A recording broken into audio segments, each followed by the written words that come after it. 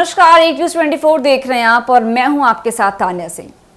बिहार में जमीन सर्वे को लेकर अभी भी कई सवाल खड़े हो रहे हैं। जी हां, बिहार में जमीन सर्वे का काम 3 महीने टालने का फैसला सरकार ले चुकी है।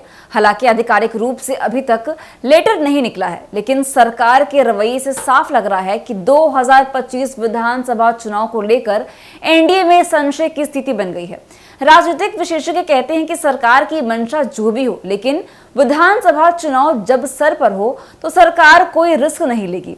जो स्थिति बन रही है उससे यही लगता है कि सिर्फ 3 महीने ही नहीं बल्कि विधानसभा चुनाव तक इसे टाला जा सकता है। जी हाँ, बता दें कि लोगों को जमीन के कागजात ढूंढने में दिक्कत हो रही थी, इसीलिए हम लोगों ने तय किया है कि कागजात तैयार करने के लिए लोगों को 3 महीने का समय दे दिया जाएगा। जल्दी इसको लेकर विज्ञप्ति जारी कर दिया जाएगा। एक बात तय मानिए कि हर हाल में बिहार में जमीन सर्वे का काम होकर रहेगा। बिहार में जमीन सर्वे को लेकर लोगों की मुश्किलें बढ़ी हुई थी।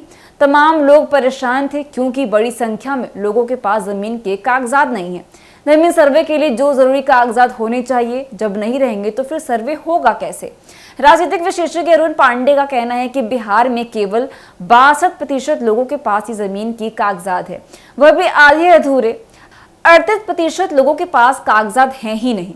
लाखों म्यूटेशन का मामला पेंडिंग पड़ा हुआ है। बड़ी संख्या में कोर्ट में केस है। इसी तरह की कई समस्याएं बिहार में जमीन सर्वे के आड़े आ रही थी। अरुण पांडे का यह भी कहना है कि बीजेपी प्रदेश अध्यक्ष दिलीप जायसवाल ही विभागीय मंत्री हैं। जमीन सर्वे को अभी 3 महीने उन्होंने टालने की बात कही है, लेकिन बीजेपी के वरिष्ठ नेताओं ने बातचीत में साफ इशारा कर दिया है कि अब 2025 के बाद ही जमीन सर्वे का काम होगा, क्योंकि यह बड़ी चुनौती है। सरकार की मंशा पर सवाल नहीं उठाया जा सकता है।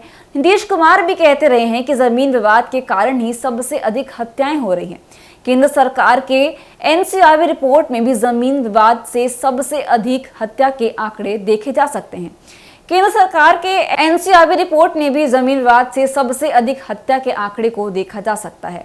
बिहार में 45,000 के करीब गांव हैं जिनमें जमीन सर्वे का काम होना है। जमीन सर्वे शुरू होने के बाद सरकार के सामने कई तरह की समस्याएं आई हैं और अब सरकार उन समस्याओं के निदान के बाद ही अपना कदम आगे बढ़ाएगी।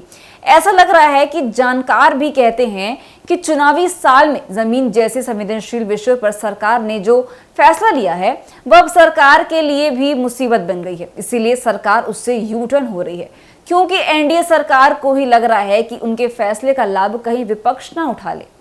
तो फिलहाल के लिए बस इतना ही। ऐसी तमाम खबरों के लिए देखते रहिए न्यूज़ 24। धन्यवाद।